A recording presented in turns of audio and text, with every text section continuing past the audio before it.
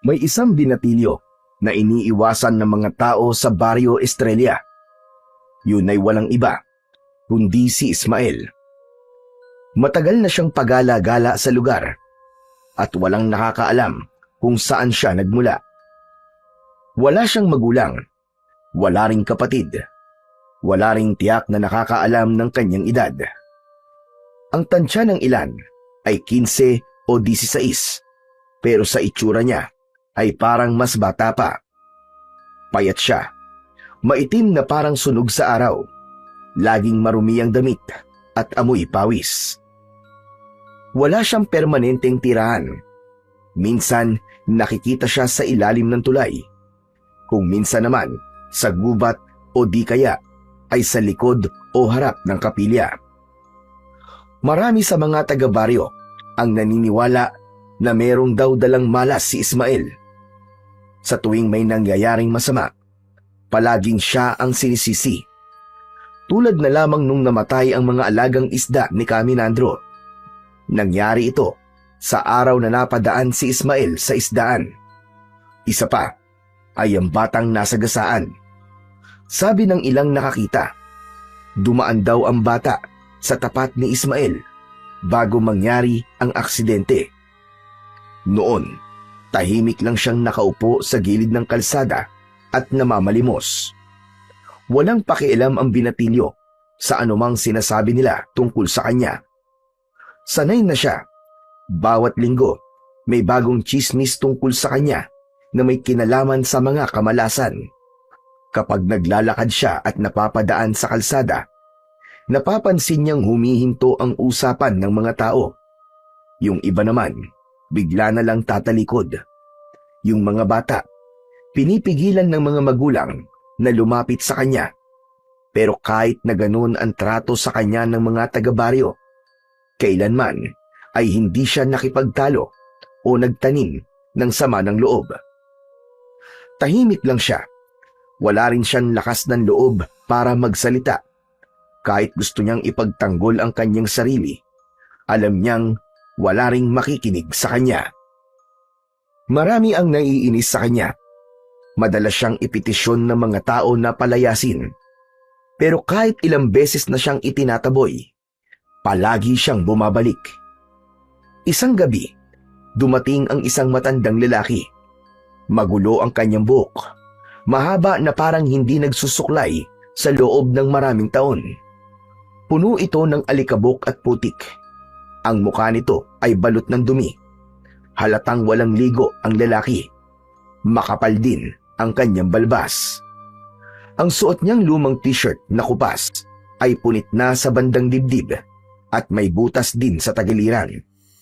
Ang suot naman itong short ay masyado ng maluwag, pero may sinturon ito na gawa sa pinilipit na tela. Nakasapatos ang isang paa niya. Sira na ang unahan. Kita na ang daliri sa paa. Ang kabilang paa naman ay nakatsinelas na may butas sa gitna. Ano ba yan? Pambaho naman! Reklamo ni Mang Tonyo, may-ari ng isang karinderya sa baryo, asawa ni Aling Celia. Kasalukuyan silang nagsasara ng kanilang tindahan ng oras na yon. Napalingon ang matandang lalaki dito. Dahan-dahan lang, parang hindi nagulat o nasaktan sa kanyang narinig. Bagkus ay nakangiti pa ito. Napatakip ng ilong ang mga taong nakatambay sa harap ng karinderya. Hindi nila masikmura ang masangsang na amoy ng matanda. Tumigil ang matanda sa tapat ng mga tao. Tinignan sila isa-isa. Paparating na sila! Paparating na ang mga kampon ng kadiliman! Maganda kayo! Magsipagsisi na kayo sa inyong mga kasalanan! Walang Diyo! Pambihira talaga tong baryo natin. Sukin-suki tayo sa mga palaboy at baliwa. Tonyo, ano ba? Tama na nga yan. Isarado mo na to't nang makauwi na tayo. Bakit mo ba ako pinapatigil? Hindi mo ba naririnig yung sinasabi ng matandang yan? Ay nako, ewan ko ba sa'yo? Alam mo nang ang baliw yung tao, papatulan mo pa. Hayaan mo na. Ay, hindi pwede. Mamaya dito pa tumambayan eh. Tulad doon sa pulubi na tinutulungan mo. Kaya minamalas ang negosyo natin eh. Pambihira ka naman, oo? Ang dami-dami mo na namang sinasabi. Aba, totoo naman yun ah. Ewan ko ba kung bakit masyado kang maawain at palaging kinakampihan ng mga ganyan. Wala namang pakinabang ang mga yan eh. Hoy, ano ka ba? Tumigil-tigil ka nga, Tonyo. Huwag kang ganyan magsalita sa kapwa mo. Halika na nga rito. Hayaan mo na lang siyang magsalita ng kung ano-ano. Wala namang sinasaktan o inaapakan eh. Mas masahol pa nga dyan yung mga chismosa na laging nakaupo sa harap ng tindahan natin. Wala nang ginawa kundi manira ng tao. Ang punto ko lang naman, Celia, kapag narinig ng mga bata yung sinasabi niya, aba, baka matakot ang mga yon. Ay nako, Tonyo. Ewan ko sa'yo. Kung tutuusin mas nakakatakot pa nga ang lakas ng boses mo kaysa sa kanya. Sige na. Ipadlock mo na ang gate at tara na. Napakamot na lang sa ulo si Mang Tonyo at biglang natahimik. Bumuntong hininga siya at muling sumulyap sa matanda. Nang mapansin ng matanda na wala nang nakikinig sa kanya, tahimik siyang nagpatuloy sa paglalakad. Para siyang may hinahanap.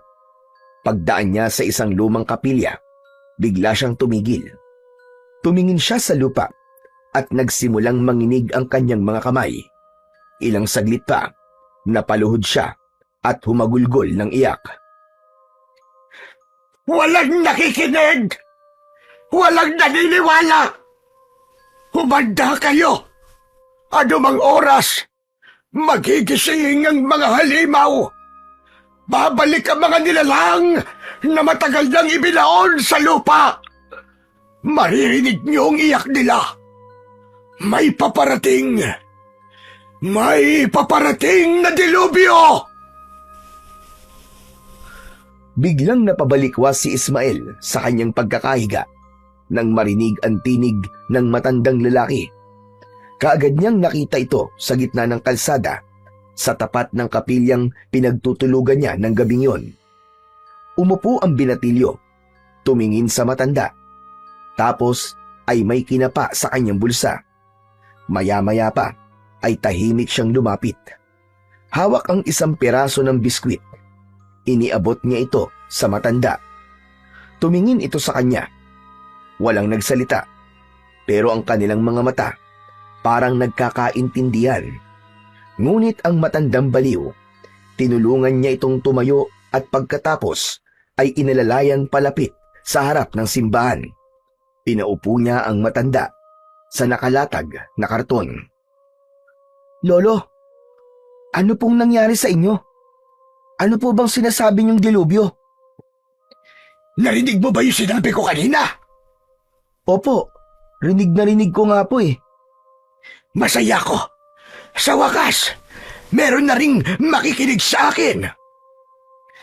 Lolo, teka po, saan po ba kayo galing? Ano po bang pangalan niyo? Saan ako galing?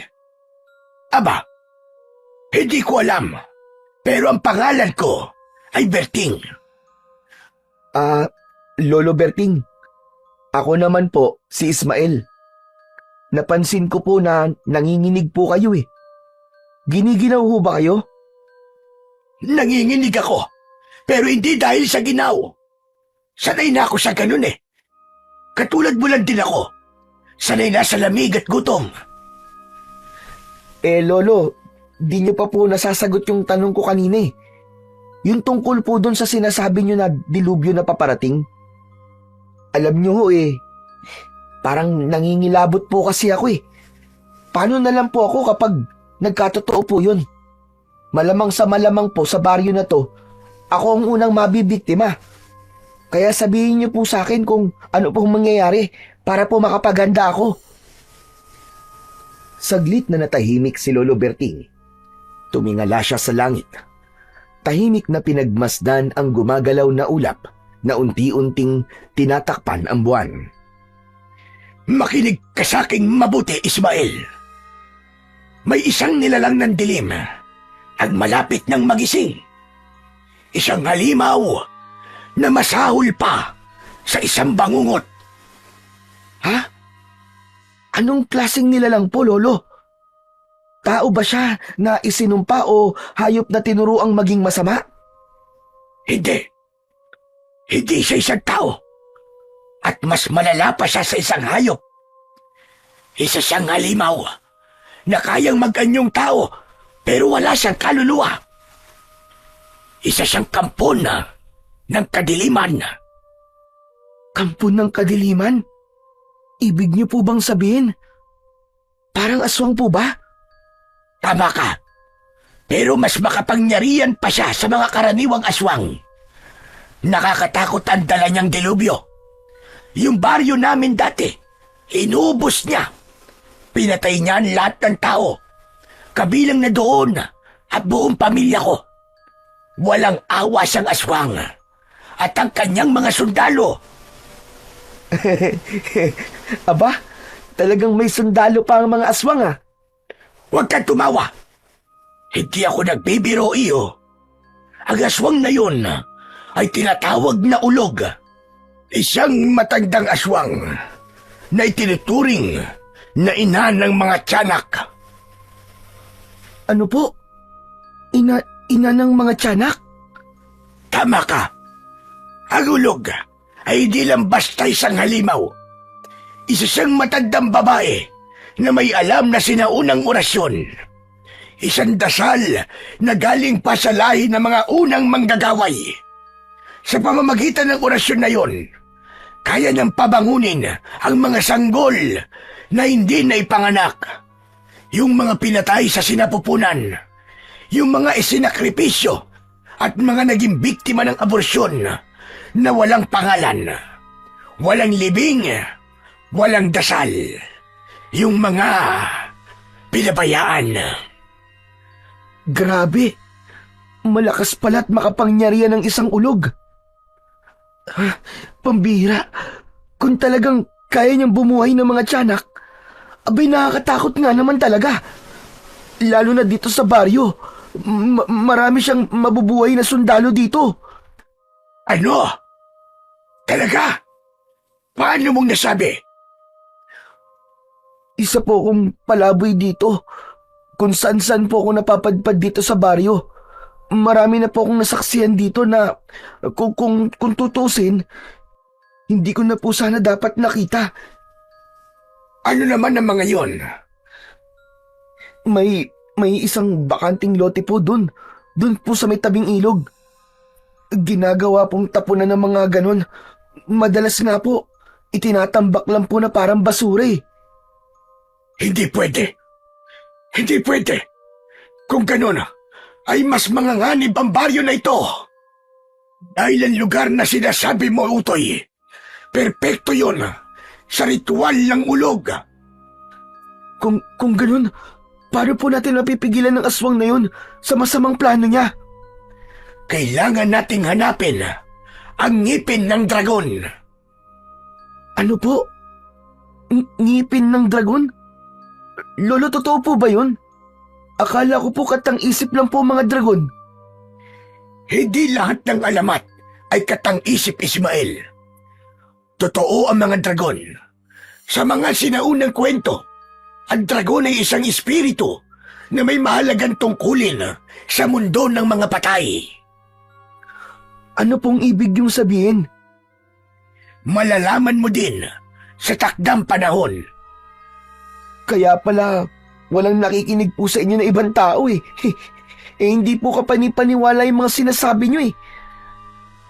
Lolo Berting, kung totoo pong may dragon, sino po magpapatunay? Wala pa namang nakakakita ng dragon eh. Dahil hindi sila basta-basta nagpapakita. Pero maniwala ka, totoong-totoo sila. Dahil kung hindi sila totoo, paano namin napatulog ang ulog? Ay oo nga no. Paano niyo po natalo ang aswang? Nung gabing yon, desperado na kaming dalawa ni Mang Cardo, ang nag-iisang albularyo sa amin noon. Halos mawalan na kami ng pag-asa dahil nga halos lahat ng tao sa baryo ay napaslang na ng ulog. Nagpakita sa kanya ang isang gintong dragon. Wow! Ang astig po siguro nun, no? Grabe! Kung ako siguro, matatakot ako't mahihimatay kung makakakita ko ng isang makapangyarihang nilalang na tulad po ng dragon. Ako man, iho. Mahihimatay din siguro ako kung makakakita ako. Pero iba si Mang Cardo na kaya niya. Kaya naman, pinagkalooban siya ng isang gintong pangil o mas kilala sa tawag na mutya ng ngipin ng dragon. Ginamit ni Mang Cardo ang mutya na yon upang patulugin ang ulog sa huling sagupaan. Nang mawalan ng malayang halimaw, kami na nga mismo ang naglibing sa kanya at kasama naming ibinaon sa lupa ang mutya. Lolo Berting, ano pong nangyari? Ba't biglang sasalakay po dito ang ulog ngayon? Dahil may nagnakaw ng mutya. Kinuha ito ng mga tangang magnanakaw na yon. Pero paano niyo po nalaman na ninakaw? Sinira nila ang libingan. Itinaas ang kabaong na nasa ilalim ng lupa at kinuha ang lahat ng kanilang pwedeng pakinabangan. Kinuha nilang mutya. Marahil inakala nilang isang ginto o kayamanan yon. Ang hindi nila alam, kamalasan at dilubyo ang hatid na sumpanon.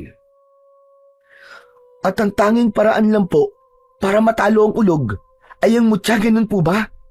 Tama ka. Kaya Ismael, kailangan ko tulong mo. Hanapin natin dito. Ha? Dito po, Lolo Berting? Bakit dito po sa baryo namin? Dahil taga rito ang nagnakaw nun.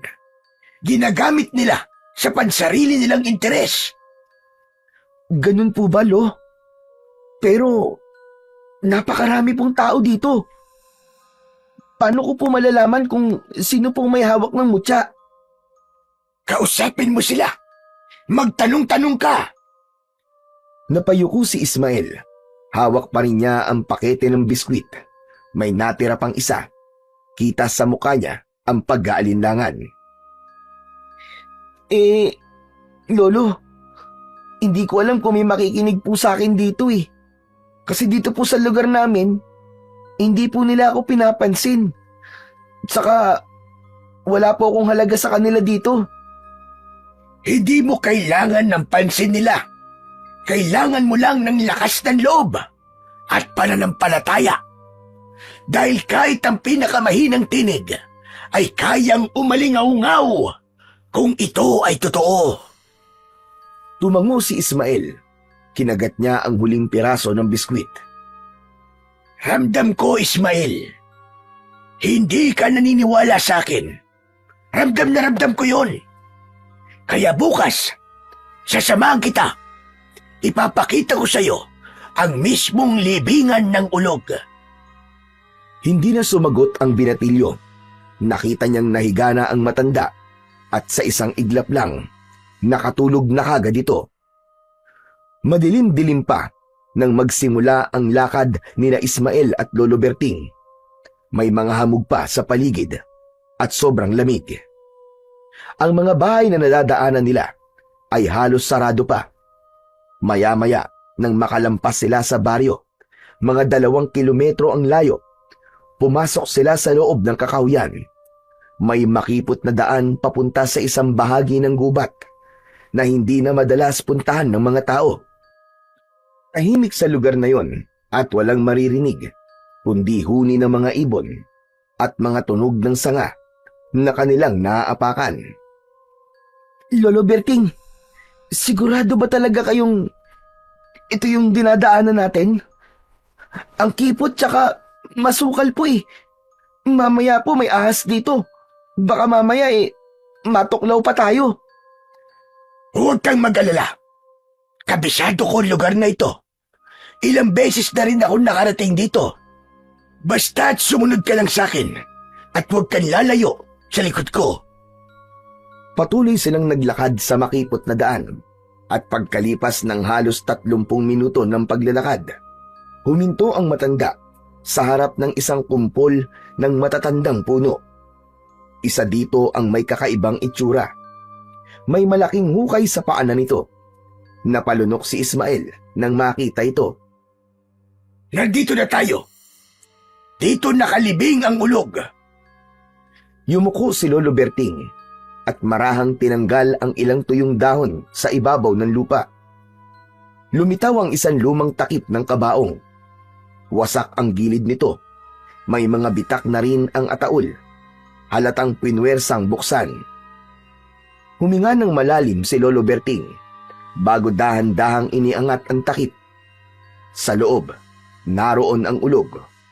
Umalingasaw kaagad ang amoy na parang nabubulok na laman ng patay na hayop. Lumaki ang mga mata ni Ismael nang makita ang isang matandang babae na nakahimlay sa loob ng kabaong. Payat, halos butot balat na. Ngunit ang balat ay parang pinatuyong balat ng ahas. Nakalugay ang buhok nito. Maputi na lahat at magulo na animoy sapot ng gagamba. Ang mga kuko nito ay mahahaba, matalim at kulay itim. Ang kanyang mukha naman ay labis na nakapagbigay ng takot sa binatilyo.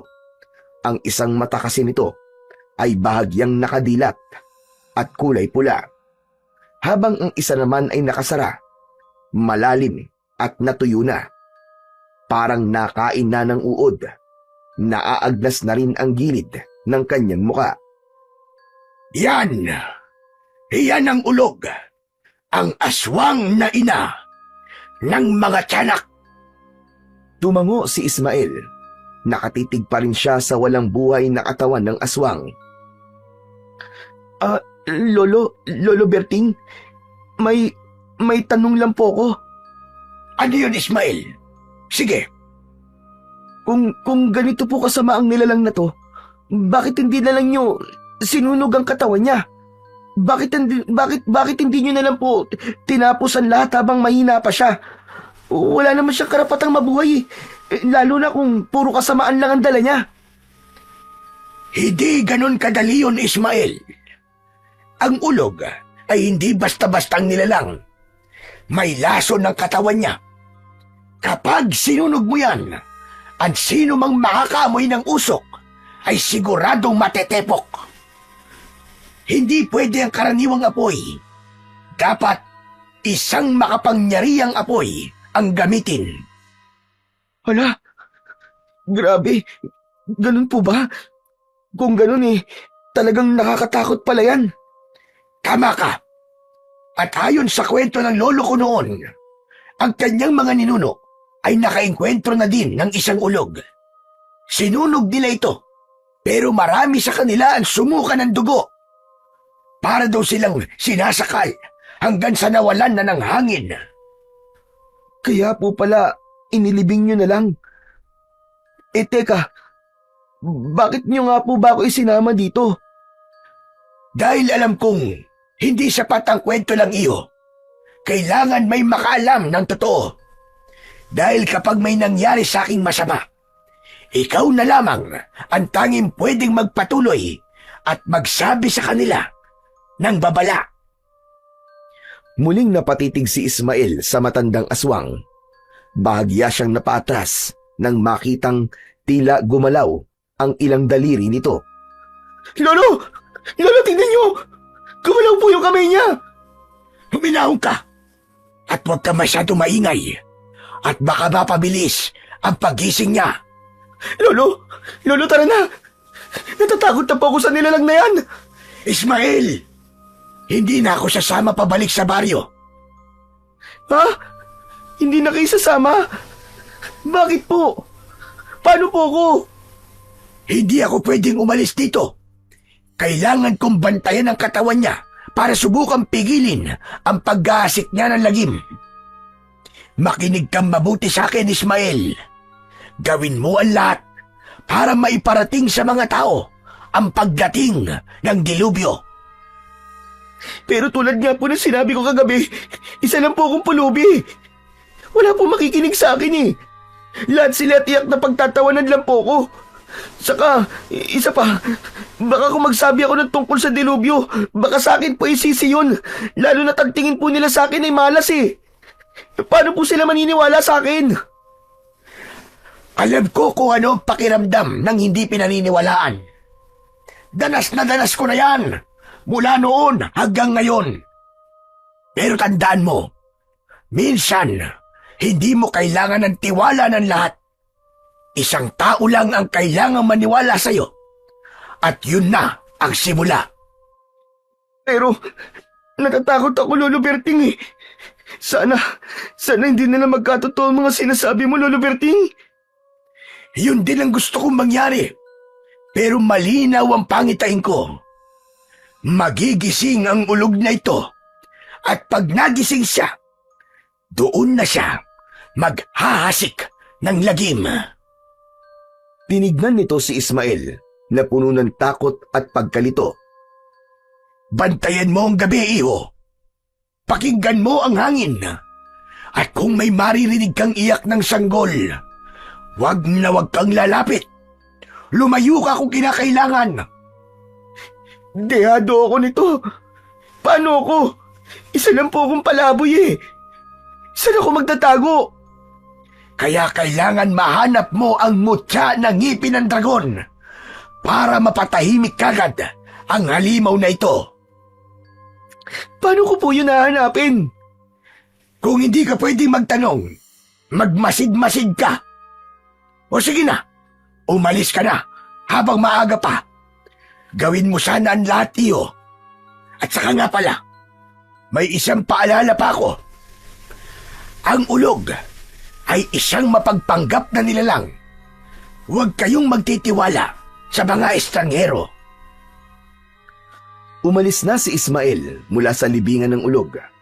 Habang naglalakad sa makitid at masukal na daan pabalik sa baryo, paulit-ulit na bumabalik sa kanyang isipan ang mga sinabi ni Lolo Berting. Natakot na siya para sa kanyang sarili. May bahagi sa kanyang isip na gustong tumakbo palayo. Iwan ang baryo. Umalis habang may oras pa. Iligtas ang kanyang sarili. Pero may mas malakas na tinig sa puso niya na hindi niya kayang talikuran ang baryo. Oo, madalas siyang hindi pinapansin. Tinatawag siyang malas, nilalayuan at minamaliit. Kung minsan ay sinasaktan pa. Pero sa kabila ng lahat ng ito, ang naging tahanan niya ay ang baryong ito. Dito siya natutong mabuhay. Dito siya umiiyak, tumatawa, kumakain, natutulog sa gilid ng kalye.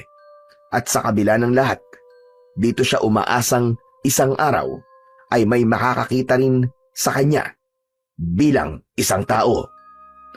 Siya lang ang nakakaalam ng totoo sa nalalapit na panganib. Kahit alam niyang wala siyang pangalan sa mata ng nakararami, alam niyang hindi siya dapat na basta na lamang manahimik sa tabi. Kailangan niyang kumilos para sa kaligtasan ng baryo. Samantala, naiwan naman si Lolo Berting sa harap ng lumang libingan. Tahimik, hindi kumikibo. Tinititigan niya ng matagal ang kabaong na bahagyang natatabunan ng mga tuyong dahon. Humugot siya ng malalim na buntong hininga at marahang ipinikit ang mga mata. Waring binabalikan sa isip ang mga masalimuot at masakit na alaala sa kamay ng ulog. Ang nilalang na minsan na nagdulot ng lagim sa kanilang dating baryo. Pagdilat niya, muli niya itong tinitigan at nangako siya sa sarili na hindi na mauulit ang nangyari noon. Hindi na niya hahayaan na makalabas pa sa kabaong ang aswang. Babantayan niya ang libingan. Gagawin niya ang lahat ng kanyang kayang gawin, kahit pa ang kapalit ay sarili niyang buhay. Samantala, sa baryo, abala na si Aling Celia sa loob ng kanyang karinderya. Pawis na siya sa pagluluto ng kanyang mga paninda. Wala pang 6:00, pero may ilang suki na ang dumarating para mag-agahan. Hindi niya masyadong maistima ng maigi ang kanyang mga suki dahil nalilito na siya sa dapat na unahin. Naiinis na rin siya sa asawa dahil tanghali na ito nagising. Kaya naman, nang pumasok ito sa kusina, hindi na napigilan ng ginang ang kanyang bibig. Aba, Tonyo, anong oras na? Akala mo ba'y madali ang mga trabaho ko dito? Ako na naman ang pinagagawa mo sa lahat. Ay nako, ang aga-aga nagsimula ka na naman. Sino ba kasing may gusto nito ha? Di ba ikaw naman? Ilang beses ko na rin sinabi sa'yo na magdagdag ka ng mga tauhan para di ka nahihirapan dito. Pero ayaw mo Tapos ngayon nagdadrama ka dyan. Ano ka mo? Ako pa ngayon ang nagdadrama. Samantalang kaya lang naman ako hindi kumuha ng kasama dito sa karinderya kasi kailangan natin magtipid. Aba, kaya pa naman nating dalawa to kung tutulungan mo lang sana ako. Ang tigas-tigas na mukha mong hayaan ako dito tapos ikaw puro lakwatsa at sugal lang ang inaatupag. Ay nako, ilang beses ko bang sasabihin sa'yo na wala na akong oras para tumulong dito? Saka teka lang kung wala ako, abay malamang wala ring swerte itong karinderya mo. Sikat ako, kaya dito nagpupunta mga suki mo. Ipinagmamalaki mo pa sikat ka. Sikat ka nga, pero sa sabungan, sa inuman at sa utangan. Aba, anong silbi na swerte mo sa negosyo kung hinahaluan mo naman ng bisyo? Napailing si Mang Tonyo. Umupo siya sa bangko at nagbuhos ng kape sa tasa. Alam mo, dapat nga magpasalamat ka pa sa akin Dahil kung hindi sa karisma ko, hindi dudumugin tong karinderya mo. May natural akong hatak sa tao, baka hindi mo nalalaman. Napakayabang mo. Kuhang-kuha mo ang inis ko. Umalis ka na nga ditong hayop ka. Oo, chillax ka lang. Ikaw talaga, Celia, oo. Sige na, mamaya ay hihahanap kita ng bago mo makakasama dito. Bakit? May pampasweldo ka ba ha? Siyempre, ako pa ba? Wala ka kasing bilib sa akin Relax ka lang kasi.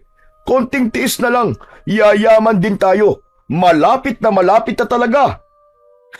Yayaman. Galing sa sugal. Tonyo naman. Ilang beses ka lang natatalo. Tapos nababaon ka pa sa utang. Sino ba nagbabayad ng mga utang mo?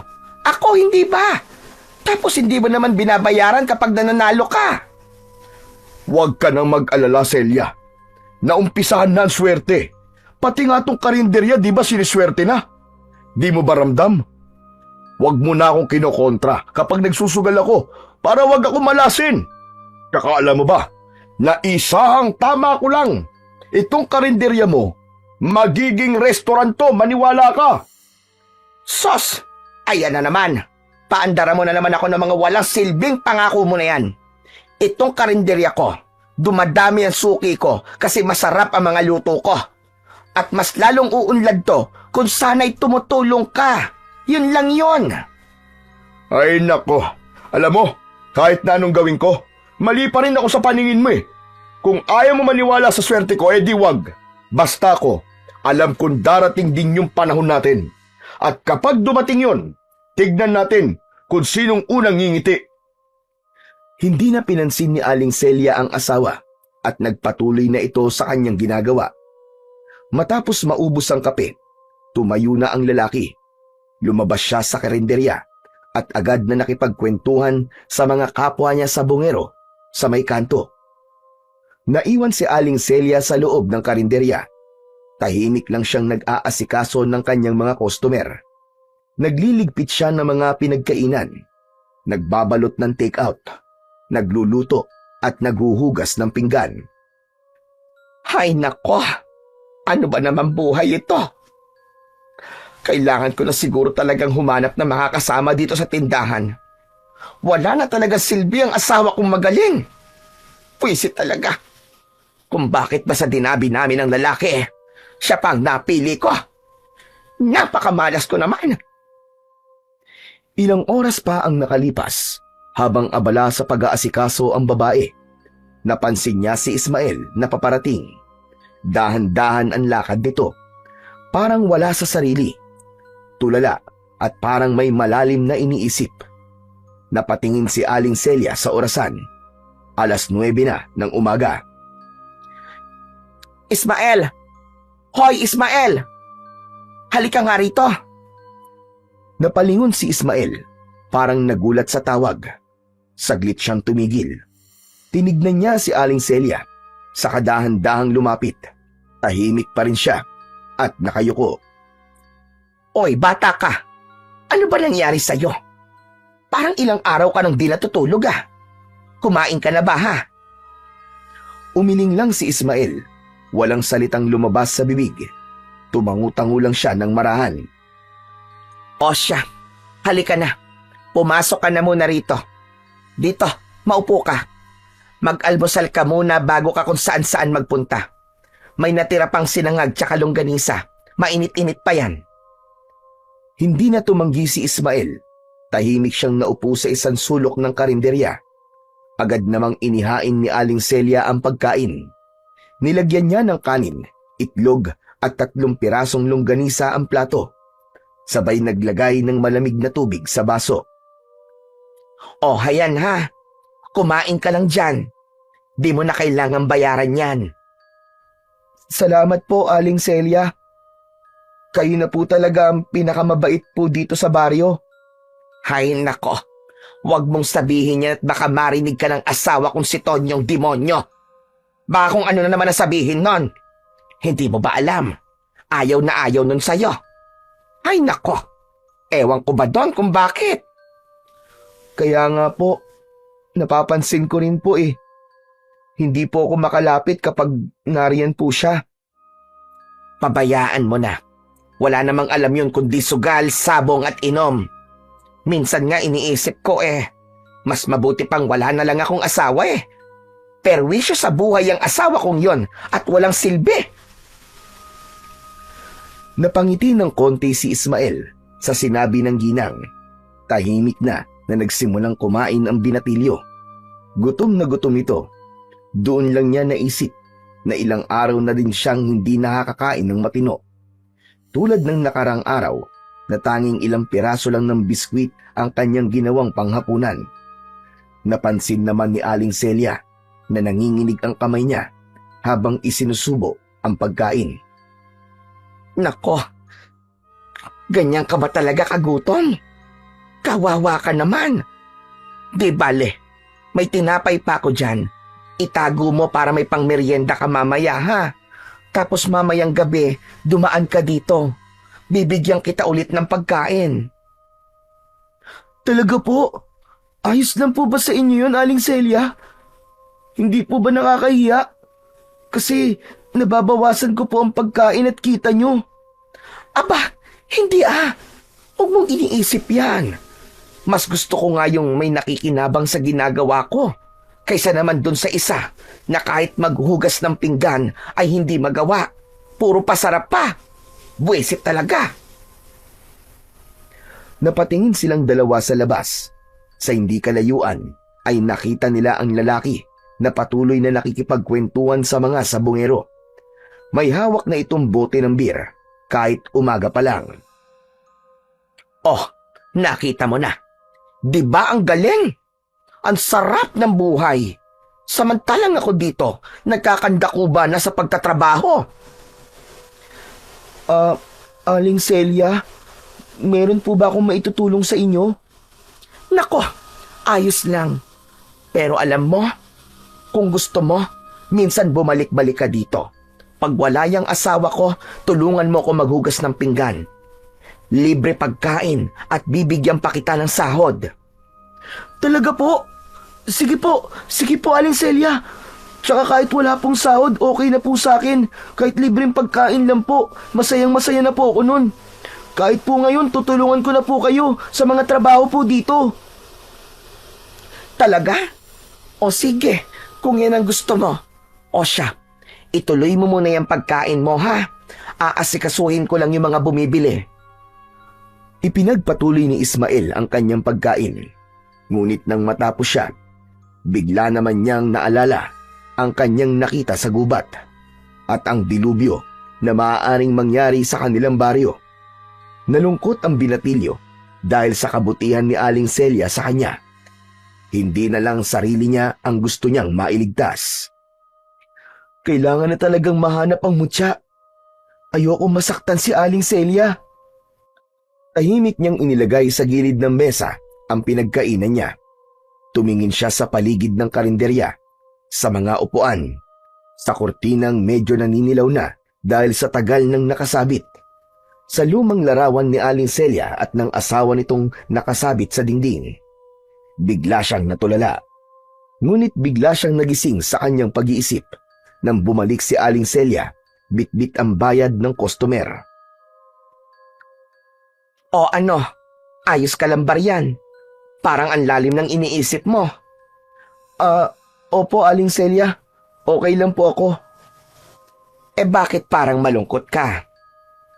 May naalala lang po kasi ako eh. Tungkol po dun sa babala ng matanda. Tungkol po sa paparating na dilubyo. Ang tinutukoy mo bang matanda ay yung taong grasa na kung ano-ano ang pinagsasasabi?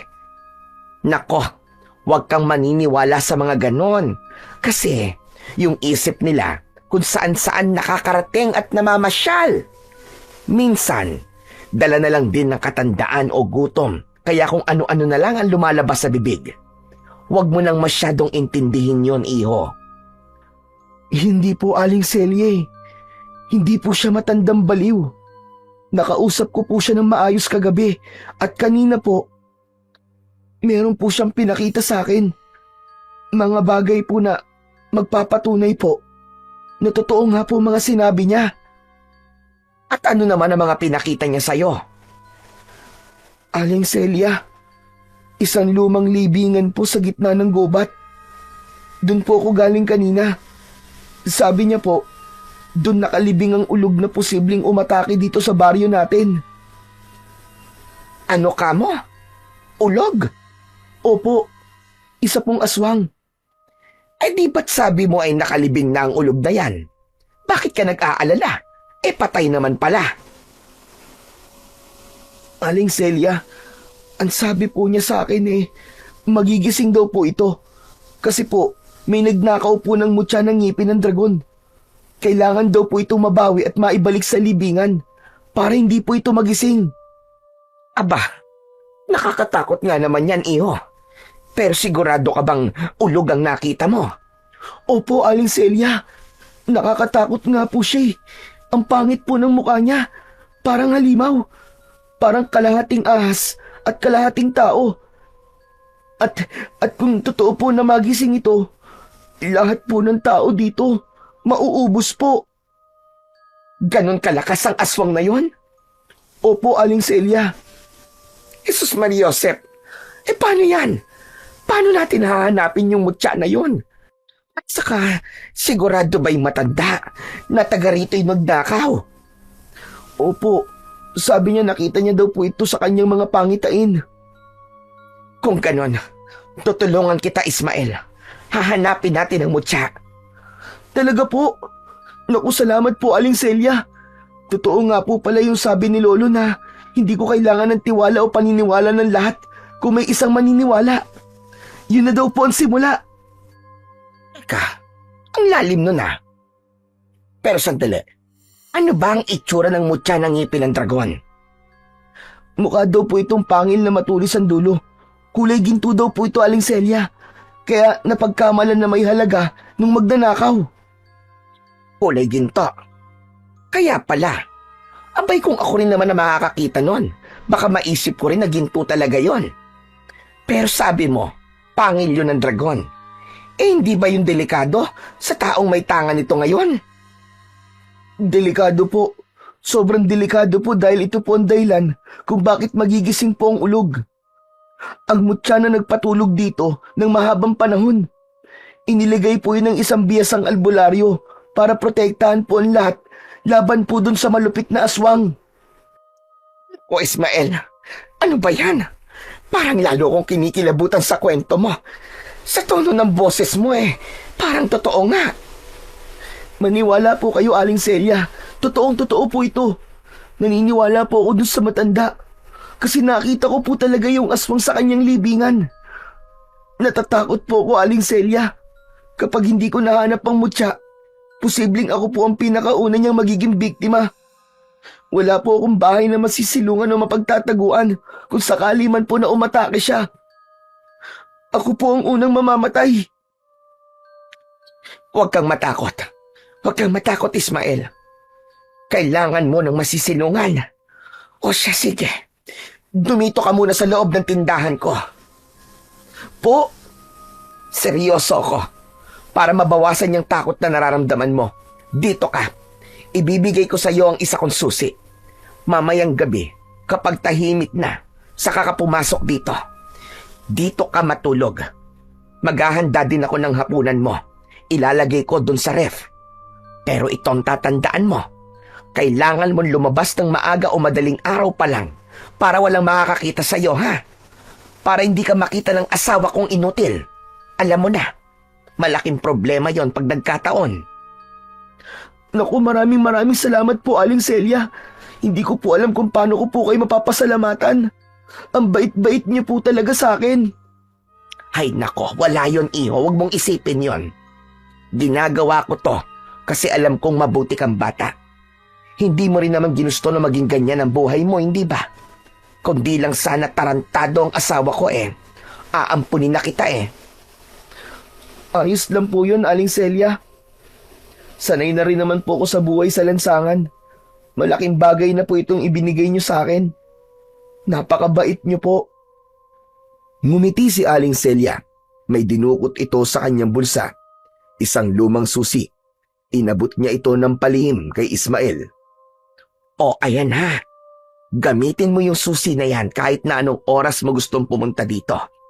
Basta tahimik ka lang ha. Huwag kang magkakalat. Huwag kang mag-iingay. May maliit akong kwarto sa bodega. Doon ka matulog kung gusto mo. May banig at kumot doon. Maraming salamat po talaga, Aling Celia. Saka nga pala, huwag kang mangangalikot dito ha. Ayoko ng problema. Opo, pangako po. Hindi ko po kayo bibigyan ng problema. Maraming salamat po uli. O siya, sige na. Bumalik ka na lang ulit mamayang tanghali. Kasi sigurado ko na nasa sabungan na naman ang asawa ko. Tulungan mo ko sa mga gawain ko dito ha. Opo. Tumango si Ismael nang makaalis sa harap niya ang babae na pangiti siya. Sa simpleng kabutihan nito sa kanya, nagkaroon siya ng pag-asa. Nabawasan kahit papano ang takot niya. Samantala, habang inililigpit ni Aling Celia ang mga plato sa ibang mesa, panay ang sulyap niya kay Ismael. Hindi man niya aminin, pero may kung anong kaba siyang naramdaman nang marinig mula sa binatilyo ang banta ng ulog. Minsan na niyang napakinggan ang kwento tungkol dito, pero matagal ng panahon yun, kaya medyo nakalimutan na niya. At kung hindi lang pinaalala ng bata ang tungkol dito, hindi pa niya maaalala ang minsang naikwento sa kanya ng kanyang lolo. Napakagat labi siya. Hindi na lang si Ismael ang kinakabahan, kundi pati siya. Samantala, pagdating ng tanghali, nasa sabungan si Mang Tonyo. Maingay ang lugar, amoy pawis, sigarilyo at alikabok. Nasa isang sulok si Mang Tonyo, may hawak na manok habang nakaupo sa bangko. Dumaan ang tagabantay ng sabungan at napansin siya.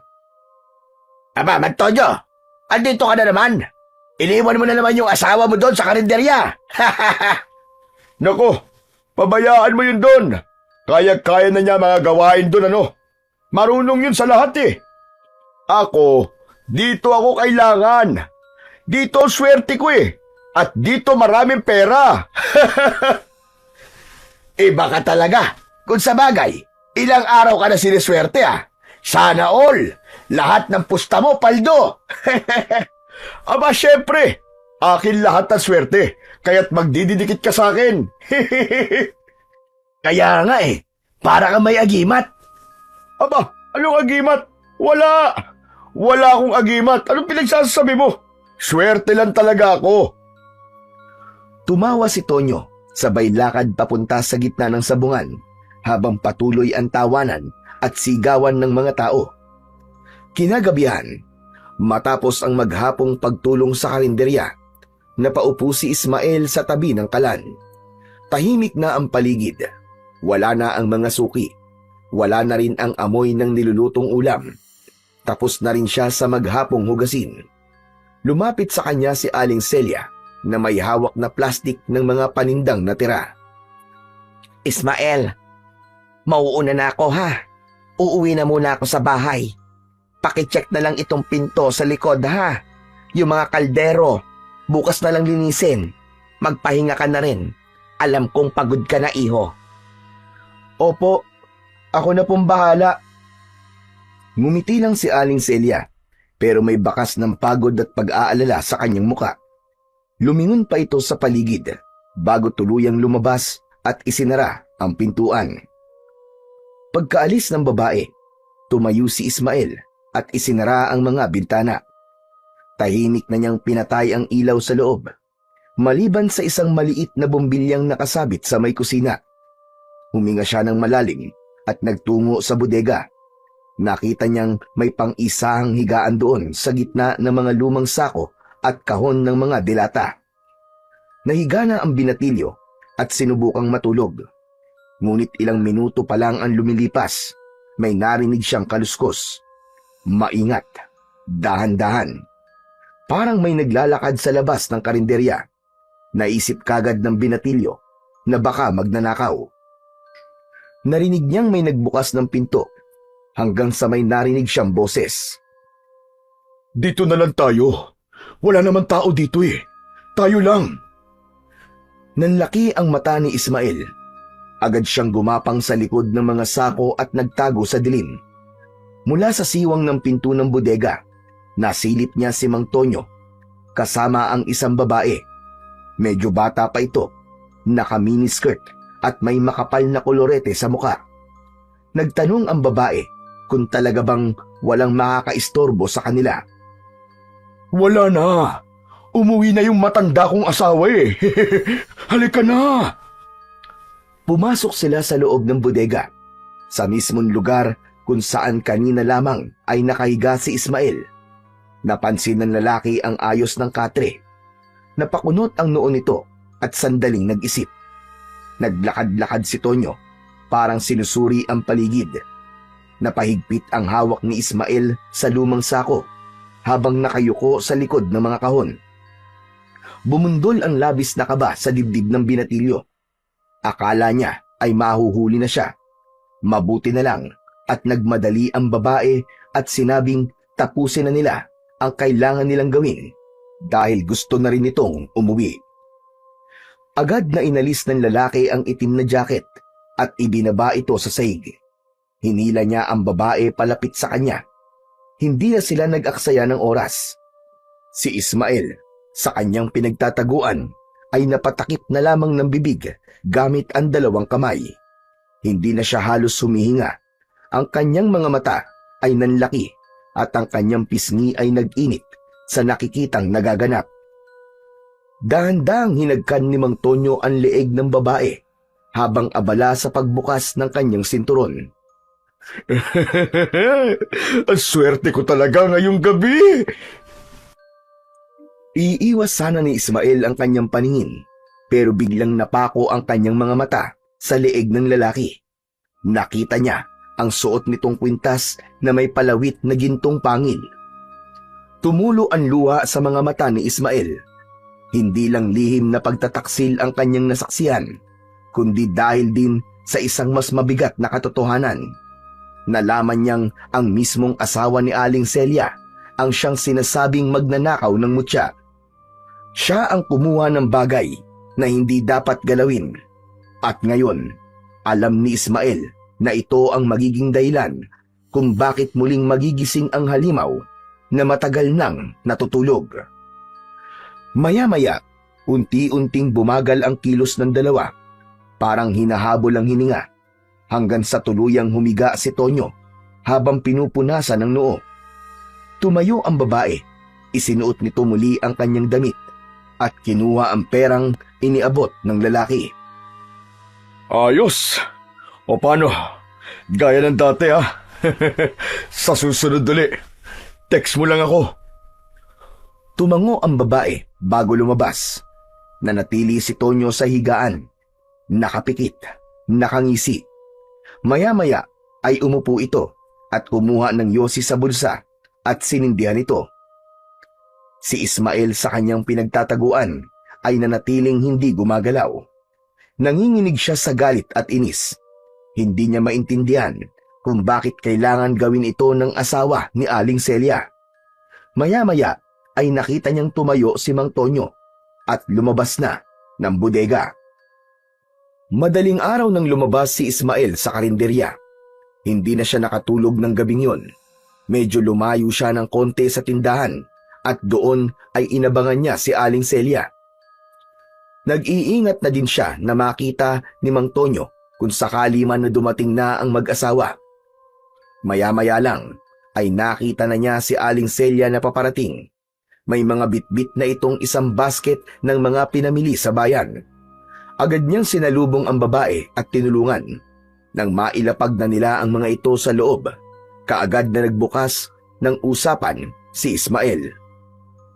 Aling Celia, pwede ko po ba kayong makausap? May kailangan po akong sabihin tungkol po kay Mang Tonyo. Bakit? Anong meron, Ismael? Kagabi po, nakita ko po siya eh. May kasama po siyang babae sa bodega. Ano ka mo? Babae? Abay, anong ibig mo sabihin? May babae po siyang dinala dito kagabi. Nakita ko po silang dalawa na may ginawa pong kababalaghan.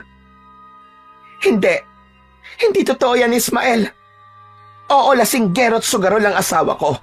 Pero hindi niya ako lulukohin. Tigilan mo yung ginagawa mo, ha? Huwag mong sisiraan ang asawa ko. Hindi ko po siya sinisiraan, Aling Celia. Nakita ko pa nga po na binigyan niya po ng pera yung babae. Aling Celia, mukhang matagal na po nilang ginagawa yun sa inyo. Kasi parang wala lang po sa kanya ang lahat eh. Parang sanay na po. Tama na. Tama na, Ismael. Tama na. Wala kang karapatan na sabihin yan sa akin. Pero, tinulungan kita kasi naaawa ko sa'yo. Tapos ganito ang igaganti mo. Sisiraan mo ang asawa ko sa akin. Sisirain mo ang pamilya ko. hindi ko po intensyon yun. Sinasabi ko lang po ang totoo. Ayoko po kayong masaktan. At sa palagay mo, hindi ako nasasaktan sa mga sinasabi mo ngayon? Masakit to, Ismael. Hindi mo alam kung anong pinagdadaanan ko araw-araw. Pinanghahawakan ko na lang ang konting respeto na meron pa sa amin ni Tonyo. Tapos ngayon, sasabihin mong may babae siya. Aling Celia, nakita ko po talaga. Kitang-kita po ng dalawang mga mata ko. Hindi po ako nag-iimbento lang. Nakita ko po sila. Tama na. Tigilan mo na yan. Hindi ko na kaya. Napaupo si Aling Celia sa bangko habang hawak ang dibdib at nangingilid ang luha sa mga mata. Bakit kailangan kong malaman ito sa ganitong paraan? Pasensya na po kayo, Aling Celia. Gusto ko lang po talagang ipaalam sa inyo kasi ayoko pong makita kayo na niloloko po ng inyong asawa. Hindi po to para guluhin kayo. Okay lang, iho. Nabigla lang ako kasi sa'yo ko pa maririnig yan. Alam mo, matagal ko na rin naman nararamdaman na may mali. Pero pinipikit ko na lamang ang mga mata ko. Nilulunok ko na lang. Iniisip na baka guni-guni ko lang yung nakikita kong pagbabago sa ugali niya. Palagi kong sinasabi na baka pagod lang siya o baka stress lang sa pagsusugal niya. Pero tama pala ang hinala ko noon pa. Totoo palang may kinakalantari ng ibang asawa ko. Kasalanan ko siguro to. Marami na siguro akong pagkukulang sa kanya. Wala po kayong kasalanan, Aling Celia. Wala po kayong ginagawang masama. Ang sakit-sakit lang, Ismael. Dahil lahat ng sakripisyo ko, parang wala lang. Yung bawat timpla ko ng kape tuwing umaga, yung pagtitiis ko sa pagiging lasing niya, yung paglalaba ko ng marurumi niyang damit kahit amoy alak at sigarilyo. Lahat yun, parang tinapon lang niya. May isa pa po pala akong nakita, Aling Celia. Ano, Ismael? Nakita ko pong nasa kanya po ang mutya ng ngipin ng dragon. Ano ka mo? Bakit nasa kanya yun? Huwag mong sabihin. Opo, Aling Celia. Siya po yung nagnakaw sa mutya. Bakit niya gagawin yun? Paano? Hindi eh. Imposible yun, Ismael. Hindi gagawin ni Tonyo ang magnakaw lalo pat galing sa hukay. Numero unong matatakutin ng taong yun eh. Pero nagsasabi po ako ng totoo, Aling Celia. Tulungan niyo po ako makuha yun sa kanya. Kapag hindi natin nakuha ang mutya, wala na pong pag-asa. Magkakagulo po sa buong baryo. Marami ang mamamatay. Dahil posibleng anumang oras po ay magigising na po ang halimaw. Ismael, patawarin mo ko. Pero hindi ko alam kung kaya kong kunin yun kay Tonyo. Iba ang asawa ko. Kapag may ginawa kong hindi niya gusto, sinasaktan niya ako. Aling Celia, kung hindi natin mapipigilan ng aswang, maraming mamamatay. Hindi lang po ako. Baka pati kayo at lahat po ng kumakain sa karinderya nyo, lahat po ng mga bata. Baka pati ang anak nyo, mapahamak. Hindi ko alam kung kaya ko. Pero sige, susubukan ko, Ismael. Salamat po. Pangako, kapag nakuha na po natin ang mutya, magiging tahimik na rin po ang lahat. Pero kung sakali man po nahuli na ang lahat, asahan po nyo na poprotektahan ko po kayo. Hindi ko po kayo pababayaan, Aling Celia. Salamat, iho. Pero sinasabi ko na sa'yo ngayon, mahirap tong gagawin ko. Sana hindi lang to basta kwento, ha? Opo, hindi ko po kayo niloloko. Saglit silang nagkatitigan, parehong may takot sa kanilang mga mata. Habang tahimik na nag-iisip si Aling Celia at si Ismael, ay may narinig na kaguluhan sa labas. Una, may hinang yabag. Pagkatapos mga boses, paunti-unting lumalakas. Nagkatinginan silang dalawa. Lumapit sila sa bungad ng karinderya at mula roon, nakita nila ang ilang tao na nagtatakbuhan. May nagsabi sa kanila na may namimigay daw ng regalo. Napakunot ang noo ni Ismael. Sa gitna ng kalsada, tanaw niya ang kumpulan ng mga tao. Karamihan ay mga matatanda at bata. Sila ang unang pinuntahan ng dayo. Tuwang-tuwa ang mga ito na nakatanggap ng ayuda. Regalo? Halika, Ismael. Tignan natin. Sumabay sila sa agos ng mga tao hanggang sa marating nila ang gitna ng kumpulan. At doon, nakita nila ang tinutukoy ng mga tao. Isang magandang babaeng dayo. May dalang basket na puno ng mga pagkaing tinapay, prutas at ilang sobre. Lahat ng matatanda at batang lumalapit sa kanya ay may natatanggap. Para siyang diwata sa mata ng mga tao. Grabe! Ang ganda-ganda naman niya. Parang artista. Pero si Ismael, hindi mapakali. Kahit mabait at maganda ang itsura ng babae sa kanyang harap, ay may kutob siyang hindi maganda dito. May naaamoy siyang kakaiba. Hindi amoy ng tinapay at tsokolate, at hindi rin amoy ng taong pawisan. Iba, parang amoy ng bulok na hayop na pilit tinakpan ng pabango. Biglang napakunot ang kanyang noo nang mapagtanto na parang siya lang ang nakakaamoy nun. Teka, ang baho naman. Ba't ganun? Ano yon, Ismael? Wala po ba kayo naaamoy na masangsang? Ang baho. Ha? Wala naman ah. Alam mo, mabuti pa pumila ka na rin. Sayang din yung pinamimigay niya, oh. Pero hindi lumapit si Ismael. Pinili na lang niya na manood habang pinagmamasdan niya ang dayong babae. Tila lumilinaw ang kutob niyang hindi lang ito basta dayo. Kinagabihan, hindi na bumalik pa si Ismael sa loob ng karinderya. Sa kabila ng ilang beses na pagtanggi ni Aling Celia nang isaoli niya ang susi, pinili na lamang niyang manatili sa labas at matulog sa likod ng simbahan. Kinakabahan siya tulad pa rin ng dati dahil sa takot na baka biglang may umatake, pero tinanggap na niya kung sakali man. Naganda na lamang siya ng isang kutsilyo at yon ang kanyang itinabi sa kanyang pagtulog. Inayos niya ang sarili at pinilit na ipikit ang kanyang mga mata, pero hindi siya nakatulog. Malalim na ang gabi, pero nanatiling mulat ang kanyang mga mata. Gising na gising ang kanyang diwa. Tahimik na ang gabi. Tanging mga kahol na lang ng aso ang naririnig sa paligid. Hanggang sa may narinig siyang kaluskos. Mahina yon, parang ingat na ingat sa pagkilos. Mabilis siyang napatayo at agad na nagtago. Sinilip niya kung sino pa ang gising ng mga oras na yon. Doon niya nakita ang isang anino na naglalakad. Walang direksyon ang tingin nito at parang walang buhay kung gumalaw. Siya? Anong ginagawa niya rito? Nakilala niya ito, ang babaeng dayo. Hindi siya makapaniwala sa kanyang nakita. Parang wala ito sa sarili. Waring nasa ilalim ng kung anong hipnotismo. Sinundan niya ito, dahan-dahan, ingat na wag makalikha ng ingay. Ang direksyon ng babae, patungo sa bakanting lupang malapit sa ilog. Isang lugar na kinaiinisan, kinatatakutan, at kadalasang iniiwasan ng mga taga-baryo. Ang lugar kung saan itinatapon ang mga sanggol na walang pangalan. Yung mga hindi na piniling isilang, yung mga dinala sa mundo pero hindi pinanindigan. Yung mga iniwan, inabandona, hanggang sa mamatay, sa gutom, lamig o takot. Lahat ng tagaron, alam ang istorya ng lupain yon, kaya walang pumupunta sa lugar na yon.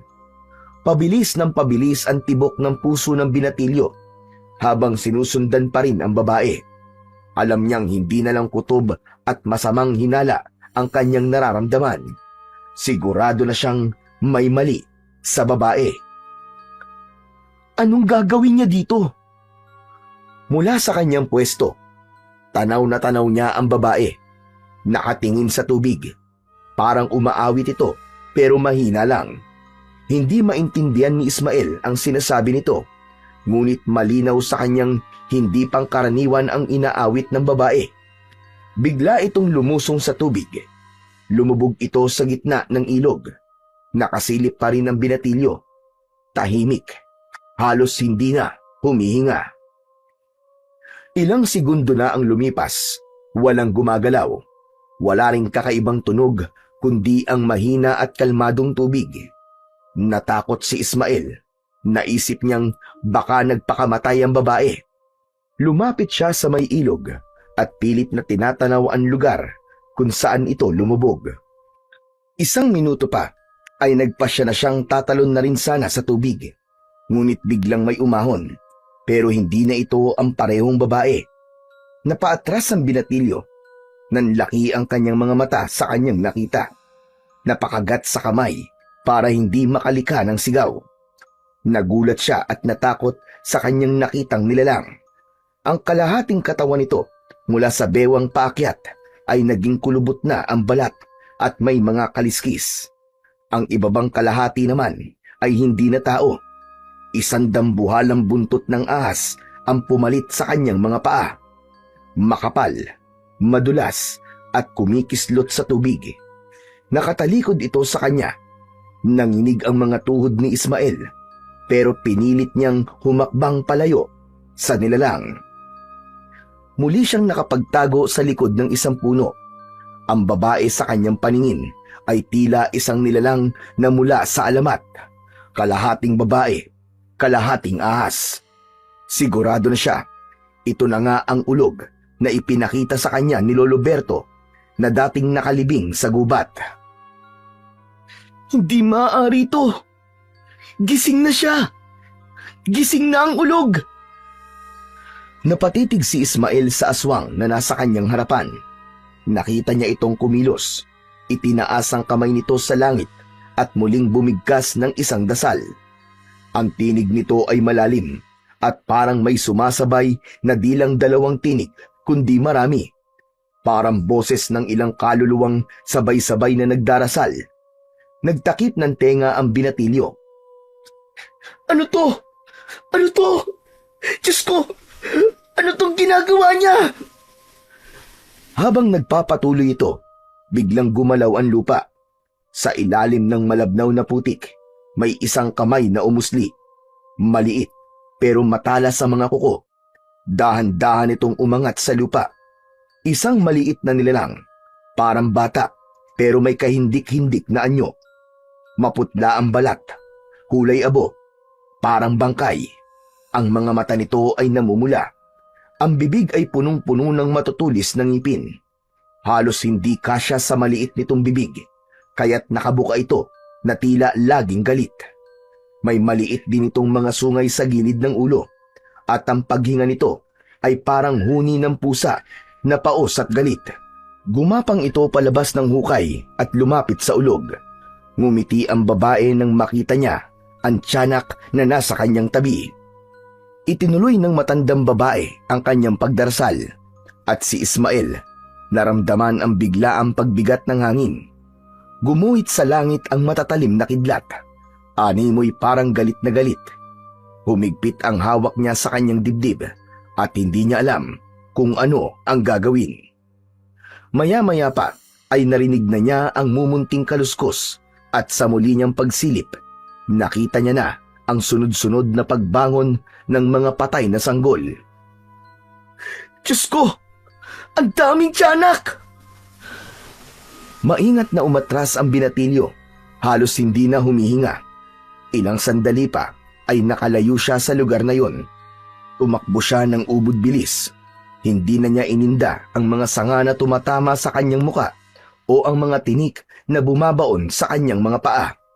Diretso siyang tumakbo, basang-basa at nilalamig, habang sa loob niya ay nananalangin siya na sana ay hindi siya sinundan ng mga halimaw. Mas binilisan pa ng binatilyo ang pagtakbo. Halos mawalan siya ng lakas habang binabaybay ang madilim at maputik na daan.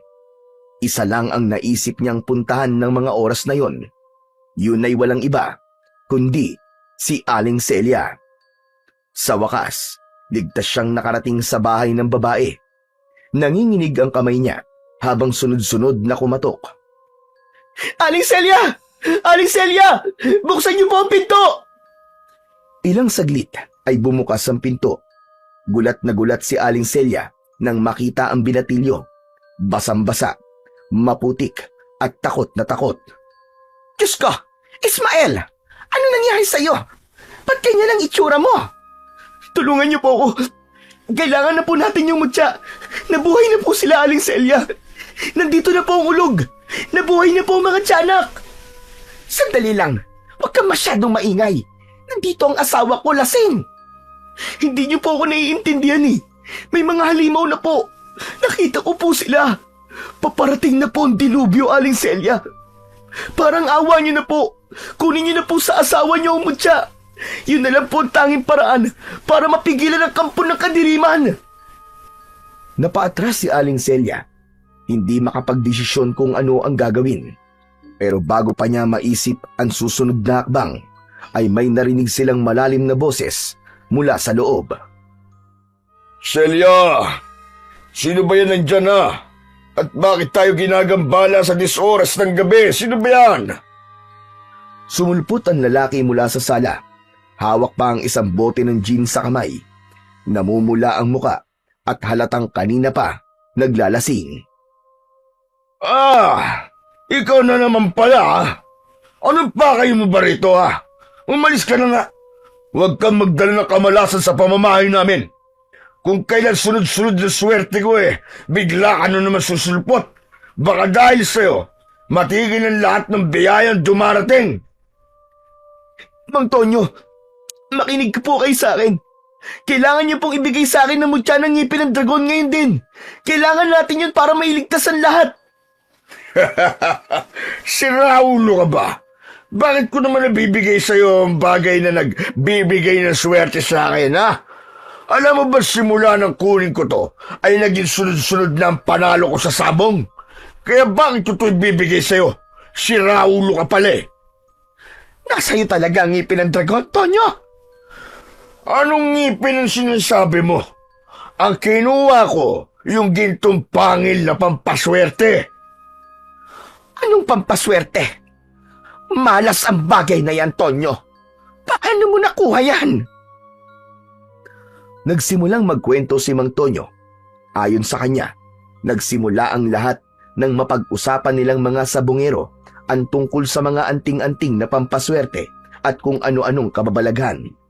Hanggang sa napunta ang usapan tungkol sa gintong pangil na nakabaon sa libingan na nasa gitna ng gubat.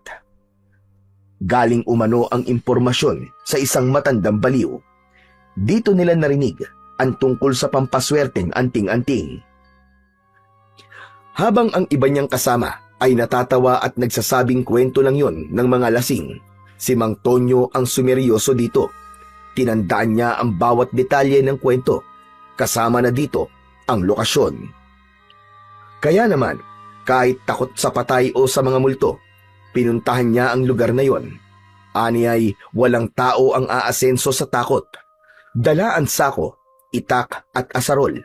Tinungo niya ang libingan. Matagal din siyang naghanap, pero hindi siya tumigil. At sa wakas, nang makita niya ito, agad niyang hinukay at nakita nga niya ang kwintas na nagbibigay ng swerte. Natakot siya sa nakaigang bangkay na naroon, pero binaliwala lang niya. Mabilis niyang hinablot ito at saka tumakbo pauwi. Simula noon, nagmistulang gumanda ang kapalaran ni Mang Tonyo. Palagi na siyang nananalo sa sabong. Bakit niyo po ginawa yun, Mang Tonyo? Alam niyo po bang dahil po doon, nabuhay po ang ulog? Anong ulog-ulog ang pinagsasasabi mo? Umalis siya nga dito at baka maupakan pa kita. Tonyo, pakinggan mo muna si Ismael. Paano kung totoo ang sinasabi niya? Ano? Ikaw din? Naniniwala ka sa pulubing baliw na yan? Wala kang magulang yan eh. Tapos ngayon, wala na ring utak. Totoo po ang sinasabi ko, Manong Tonyo. Nung kunin niyo po ang mutya na yan, na wala ang kapangyarihang pumipigil sa alimaw na magising. Ngayon bumangon na siya. Naroon siya sa bakanting lote, doon sa tabing ilog. Nakita ko po mismo, yung babaeng kalahating ahas. Binuhay niya po ang mga sanggol na nakalibing doon. Yung mga sanggol na naging mga tiyanak. Ibigay niyo na po sa akin ang mutya. Parang awa niyo na po. Nanganganib tayong lahat. Nanganganib po ang buong baryo. Ano ngayon kung totoo? Anong kinalaman ko dyan, ha? Kung may kakayahan ng mutya na to na proteksyonan ang sarili ko, aba edi mas lalong hindi ko to ibibigay sa'yo. Ano ko, Hilo? Ano naman magagawa mo? Isa ka lang binatilyo na walang silbi. Pulubi ka lang. Aba, sandali lang naman, Tonyo. Huwag ka naman ganyan magsalita sa kanya. Ano ka ba naman, Celia? Huwag mo nang ipagtanggol ang siraulong yan. Kanina ka pa. Kung gulpihin kaya kita, gusto mo? Huwag po. Huwag po, Mang Tonyo. Huwag niyo po sasaktan si Aling Celia. Ako na lang po nakikiusap. Ibigay niyo na po sa akin ang kwintas.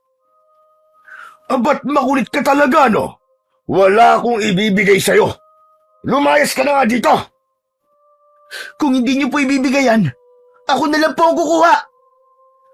Dali-daling sinugod ng binatilyo ang lalaki para agawin ang kwintas. Nagkagulo sila bigla. Nahulog ang bote ng alak. Si Tonyo, agad na sinuntok si Ismael. Tumilapon ito sa saig. Duguan ang labi. Tonyo! Tonyo, tama na! Tigilan mo siya! Hindi ka ba nahihiya sa sarili mo? Pati bata ay pinapatulan mo! Tumigil ka, Celia. Kung gusto mo, sumama ka na sa kanya. Sige, lumayas kayong dalawa. Hindi ko kayo kailangan. Habang galit na galit si Mang Tonyo, hindi niya namalayan na hinablot na ni Aling Celia ang kwintas mula sa kanyang leeg. Nang ibaling ni Mang Tonyo ang atensyon niya kay Celia, huli na. Nakita niya itong hawak-hawak na nito ang mutya. Anong ginagawa mo, Celia? Ibalik mo sa akin yan! Ibalik mo, sabi! Hindi ko na kayang suportahan niyang katarantaduhan mo, Tonyo. Sawang-sawa na ako. Ayoko na maging parte ng kasakiman mo. Celia, ibalik mo sa akin yan! Alam mo ba lahat ng meron tayo ngayon ay dahil sa anting-anting na yan, ha? Hindi. Hindi ko alam. Pero dahil ikaw na rin ang nagsabi, mas lalong alam ko na mali ito. Hindi ko na maaatim ang ginagawa mo. Alam mo ba dahil sa bagay na to, nagbago ka? At habang tinitignan kita ngayon, hindi na ikaw yung lalaking pinakasalan ko. Tama na po, Mang Tonyo. Wala po akong masamang gagawin. Ang mutya po na yan ay gagamitin lang po natin para mailigtas ang baryo laban sa aswang na ulog. Wala akong pakialam kung anong klase ng dilubyo ang dumating. Ibalik mo sa akin yan, Celia. 1, 2. Huwag mo nang paabutin ng 3. Kundi ano? Sasaktan mo ko? Papatayin mo ko? Ganyan ka na ba talaga? Wala ka ng konsensya. Maaatim mong may mamatay na dahil lang sa anting-anting na ito. Ipagpapalit mo ang buhay nating lahat para lang mapasayo ang mga bagay na gusto mo. Akin na yan. Ibalik mo sabi sa akin yan eh. Eto, Ismael, kunin mo kwintas. Gawin mo ang tama. At sana, magtagumpay ka sa pagliligtas sa baryong ito. Agad na umalis si Ismael. Hawak-hawak ang mutya. Patuloy pa rin ang ulan. Kasabay ang malalakas na kulog at kidlat. Hanggang sa narinig niya ang malakas na tinig ni Mang Tonyo mula sa likod. Isinusumpa kita, Ismael! Huwag kang magpapakita sa akin, kundi papatayin kita! Papatayin kita! Hindi na siya lumingon. May mas mahalaga siyang bagay na dapat tapusin. Samantala, sa loob ng bahay, halos hindi na makagalaw si Aling Celia nang dahil sa takot. Nanginginig ang kanyang mga kamay habang pinipigilan ang luha. Pabalibag na isinara ni Mang Tonyo ang pinto. Tumitig siya kay Aling Celia, matalim at nakakatakot. Bakit ginawa mo sa akin to, Celia? Niloko mo ko. Ninakawan mo ko ng isang bagay na nagbibigay sa atin ng swerte. Lumapit siya. Mabigat ang bawat takbang at napapaatras naman si Aling Celia hanggang sa marating ang dingding. Ginawa ko yon kasi yun ang tama. Hindi ko na kayang panoorin kang tuluyang lamunin ng kasakiman. Dahil sa mutya na yon, mas naging suga pa ka sa sugal, sa alak, at pati sa babae. Anong babae? Linawin mo nga yung sinasabi mo. Huwag ka na magkaila. Alam ko lahat ng mga ginagawa mo, Tonyo. Pati yung kababuyan na ginagawa niyo sa bodega sa karinderya. Kaya wala akong pakialam kung sakali mang malasing ka ulit kasi wala na sa'yo ang mutya. Mas okay nga yun eh. Kapag wala ka ng pera, titigil ka na sa kakasugal mo. Titigil ka na rin sa mga pambababae mo. Baka sakaling matauhan ka. Parehong natigilan ng dalawa at napatingin sa pinto nang makarinig ng mumunting yabag sa labas. Parang may nagmamarcha. Kagad silang lumapit sa may bintana at sinilip kung ano ang nangyayari sa labas. Maya-maya ay nakarinig sila ng sabay-sabay na iyak ng mga sanggol sa labas. Kasunod nito ang malalakas na tahol ng mga aso. Wala pang 5 segundo, isang aso ang biglang napaalulong sa labis sa sakit. Tapos ay biglang tumahimik. Kitang-kita ng dalawa kung paanong pinagkaguluhan ng maliliit na halimaw ang alagang aso ng kanilang kapitbahay. Diyos ko po! Madali ka! Isarado mo mga bintana at pinto! Totoo nga sinasabi ng pulubi na yon. Diyos ko! Ano itong nagawa ko? Totoo ba nang dahil sa akin ay nabuhay ang mga halimaw na yon? Oo, Tonyo. Ikaw ang may kagagawa nito. Tignan mo! Tignan mo, Tonyo! Tignan mo mga halimaw na nasa labas! Nang dahil sa'yo, nanganganib na ang buong baryo! Biglang may malakas na kalabog sa pintuan. Parang may maliliit na katawan na pilit na umaakyat at kumakalmot sa dingding ng kanilang bahay. Kinakalampag din ng mga ito ang kanilang bubong. Umiyak ang kanilang anak nang marinig ang nakakatakot na ingay na yon. Lumabas ito ng silid at niyakap ang kanyang ina. Huwag kayong maingay. Sisiguraduhin kong walang masamang mangyayari sa atin ngayong gabi. Diyan lang kayo at kukunin ko lang ang itak ko para kahit papano ay may panlaban tayo kung sakali mang makapasok sila. Matapos kunin ang itak sa kusina, siniguro na din ng lalaki na nakasara at nakakandado ang mga bintana at pinto ng kanilang bahay. Maya-maya pa ay tumigil din ang ingay. Samantala, Habang papalayo naman si Ismael sa baryo, wala itong kaalam-alam na nagsimula ng magkalat ng lagim ang mga halimaw. Napakapit siya sa kwintas na nasa kanyang palad. Ramdam niyang nag-iinit ito at parang may sariling buhay at pakiramdam. Gayunpaman ay hindi niya ito binitiwan. Naglakad siya ng mabilis. Kahit madilim ang paligid, ay tinuntun niya ang gubat kung saan sila huling nagkita ng matandang baliw. Ngayong buhay na ang ulog at ang mga kampo nito, alam niyang ang matandang lalaki lang ang maaaring makatulong sa kanila dahil ito lang ang nakakaalam kung paano gamitin ang mutya at kung paano matatalo ang mga halimaw. Ngunit pagdating niya doon, hindi niya nakita ang matanda. Nakailang tawag na rin siya pero walang sumasagot. At nang tignan niya ang libingan, totoo ngang wala na doon ang nakita niya noong bangkay. Dahil sa matinding pagod, napaupo na lang ang binatilyo at isinandal ang likod sa isang malaking puno. Nakatulog siya nang di namamalayan. Kinabukasan, sa unang pagputok ng araw sa baryo, naunang nagising si Aling Celia. Gaya ng nakasanayan niya, lumabas siya ng bahay para magwalis. Medyo nakakaramdam pa siya ng takot, pero dahil sumikat na ang araw, alam niyang ligtas na ang paligid sa oras na yon at wala nang banta ng aswang o anumang nilalang ng dilim. Ngunit paglabas niya, nagtaka siya sa amoy ng hangin, malansa at amoy dugo. Agad niyang nakita ang patay na aso sa harap ng bahay nila. Nang puntahan niya sa likod ang mga alaga nilang manok at baboy, ganun na lamang ang panghihinayang niya nang makitang patay na din lahat ang mga ito. Ang mga manok, nakita niyang ulo na lang ang mga ito. Tapos yung baboy, wakwak ang tiyan at nagkalat ang mga bituka sa lupa. Tonyo! Tonyo! Tonyo, lumabas ka rito, madali ka! Tingnan mo ito! Bakit? Ano yun? Ano bang? Naku po! Hayop na mga aswang na yun. Ito palang mga alaga kong pinagdiskitahan nila kagabi. Mga buwisit sila. Mga pweste. Ang mga panabong ko. Wala na.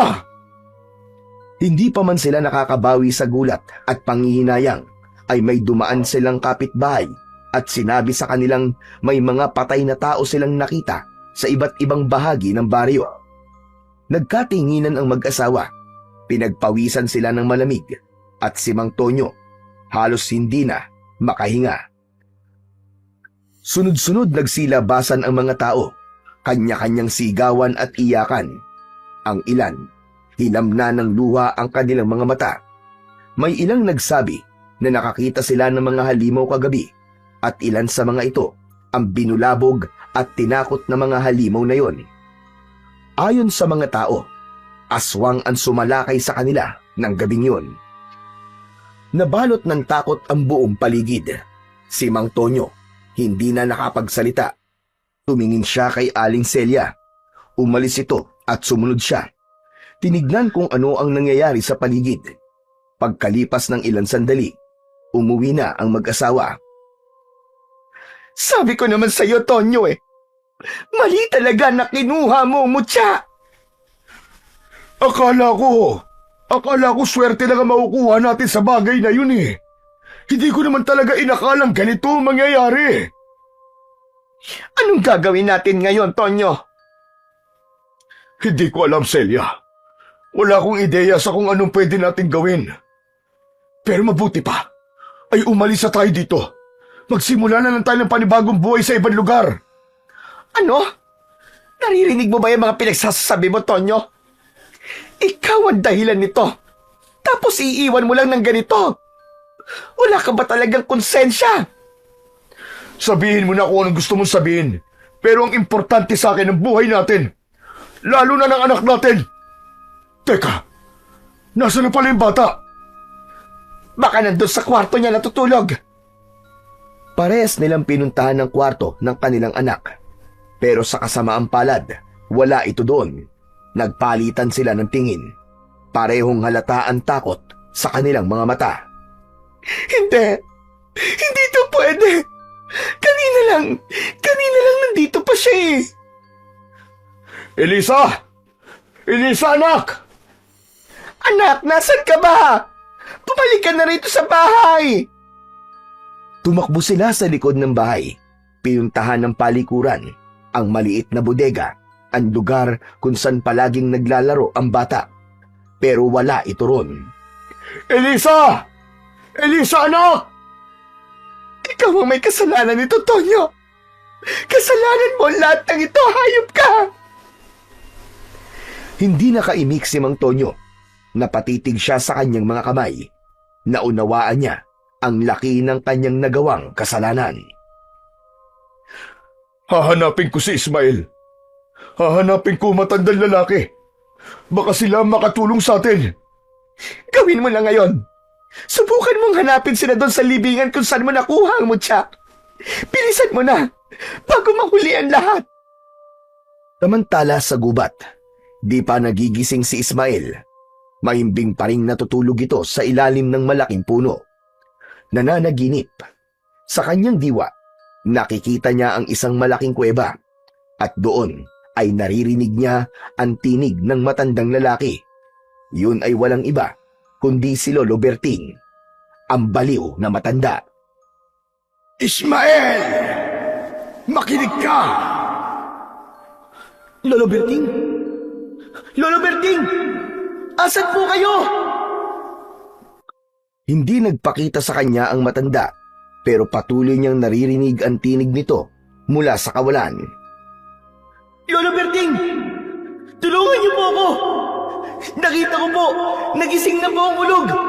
Baka patayin niya po ang mga tao sa baryo. Ano pong kailangan kong gawin, Lolo Berting? Ikaw ang susi, Ismael. Ikaw ang huling pag-asa para mapuksa ang halimaw. Pero hindi mo ito magagawa ng mag-isa.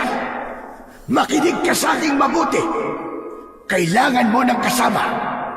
Isang ina, isang ilaw ng tahanan na may tapang, may puso at may disiplina. Isang ina na kayang ituwid ang naliligaw. Pero sino po? Sino po ang tinutukoy niyo? Teka, si Aling Celia? Oo nga, baka siya po. Matapang siya at mahal na mahal po niya ang pamilya niya. Baka matulungan niya po ako. Yan na nga ang simula, Ismael. Ang pagkilala sa kabutihan ng iba. Hala, sige, kumilos ka na. Gamitin mo ang mutya. Maniwala ka sa sarili mong kakayahan. Tandaan mo, hindi lang sandata ang makakapatay sa mga halimaw. Kapag pinagsama ang liwanag ng mutya at ang pusong dalisay ng isang tunay na mandirigma, kahit ang pinakamagiting at pinakamalakas na nilalang ng dilim, walang magagawa. Lalamunin sila ng dalisay na liwanag. Lalamunin sila ng dambuhalang apoy. Biglang nagising si Ismael. Malalim ang kanyang hininga. Pawis na pawis. Tumayo siya at tinitigan ang hawak na mutya. Humanda kayo. Lalabanan ko kayo sa abot ng aking makakaya. Isinuot niya ang mutya sa kanyang leeg. Saglit siyang tumingin sa paligid. Umaasang makikita si Lolo Berting. Lolo Berting! Lolo Berting, nasan ba kayo? Walang sumagot, pero may napansin siyang kakaiba sa may damuhan sa hindi kalayuan. Unti-unti siyang lumapit. Huminto ang kanyang mga paa nang tuluyang makita niya ang nakabulagtang katawan ng matanda.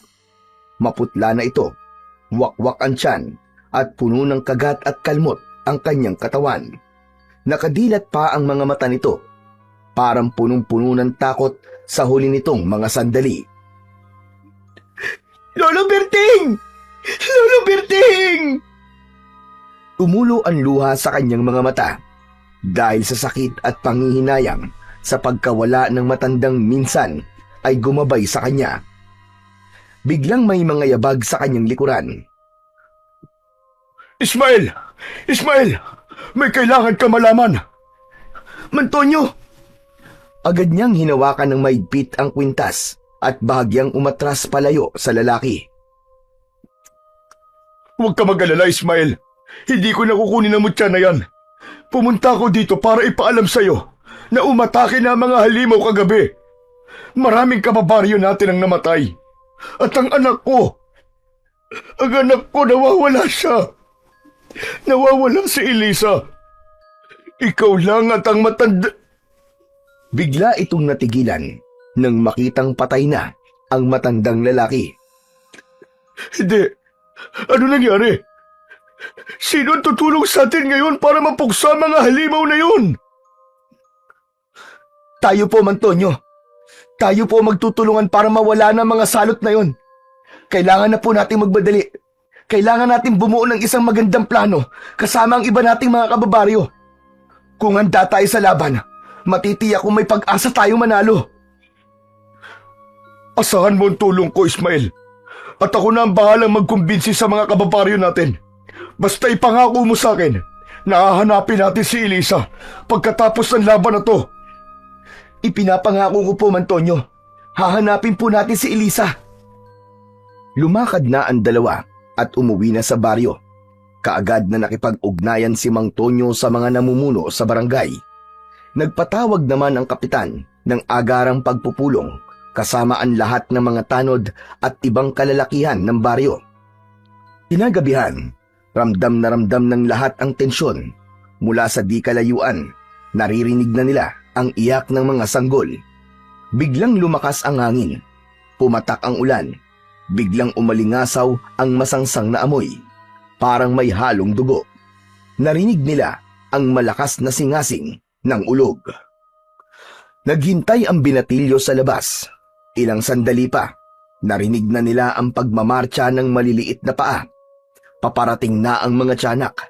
Naghanda si Ismael. Tangan niya sa kanyang kamay ang isang espada na ibinigay sa kanya ng kanilang kapitan. Bagamat hindi masabi kung saan o ano ang pinagmulan ng sandata, naging komportable si Ismael sa pagkakahawak dito. Ilang sandali pa ay nasa harapan na niya ang ulog at ang mga tiyanak. Ang mga mata nila ay naglalagablab na parang apoy. Suot mo ang mutya! Akala mo ba mapipigilan mo ako?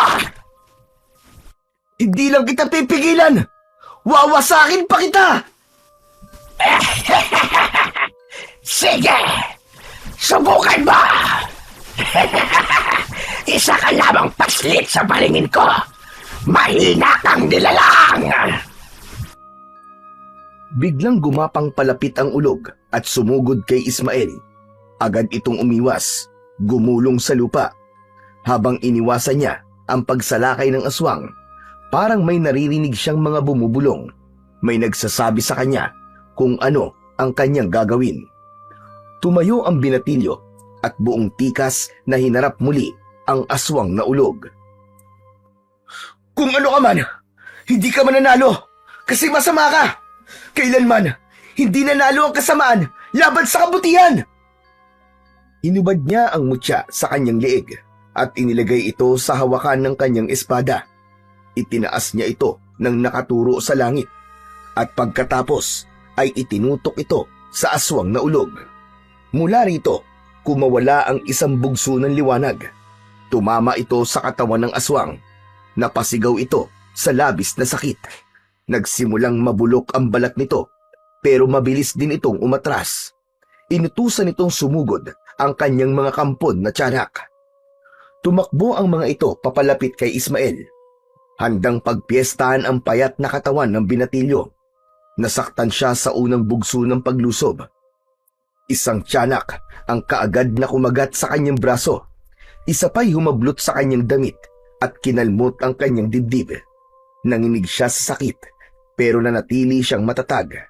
Hindi niya magawang saktan ng mga maliliit na nilalang dahil yon ang ibinubulong sa kanya ng tinig.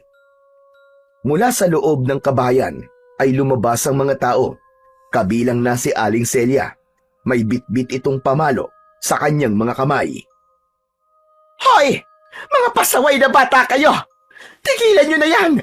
Huwag kayong manakit! Umayos kayo! Isa! Dalawa! Tila isang himala naman ang sumunod na nangyari.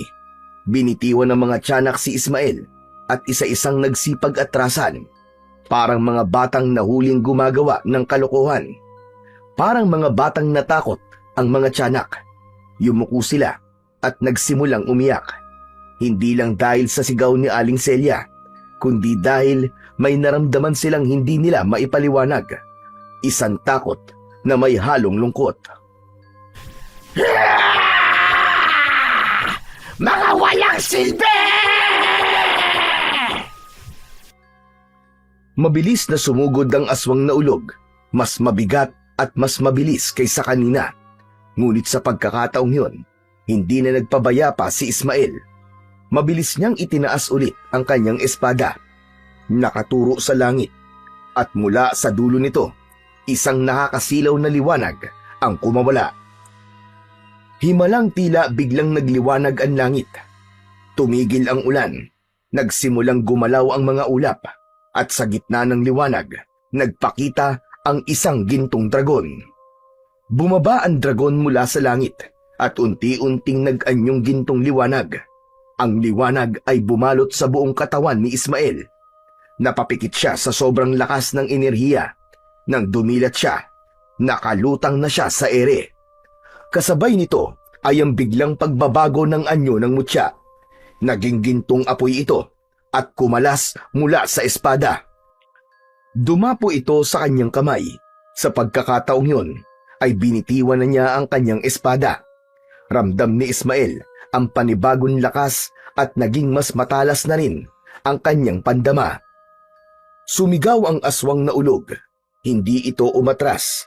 Lalong tumindi ang galit sa kanyang muka. Inilabas nito ang mahahaba niyang mga kuko at tinangkang kalmutin ang muka ni Ismael. Ngunit mabilis ang ginawang pag-iwas ng binatilyo. Muling sumugod ang ulog.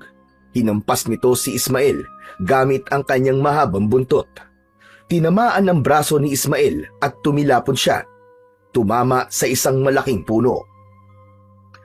Napayuko si Ismael, napangiwi ng dahil sa sakit, pero hindi siya sumuko. Dahan-dahan siyang tumayo. Nagsimulang magliyab ang gintong apoy sa kanyang mga kamay. Pinikit niya sandali ang kanyang mga mata.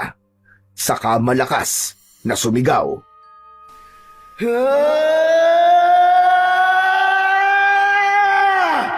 Katapusan mo na!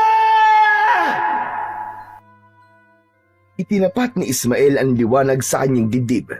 Agad itong pumasok at tila naging bahagi na ng kanyang katawan. Ang kanyang mga mata ay nagliwanag, naging tila 2 bola ng naglalagablab na apoy.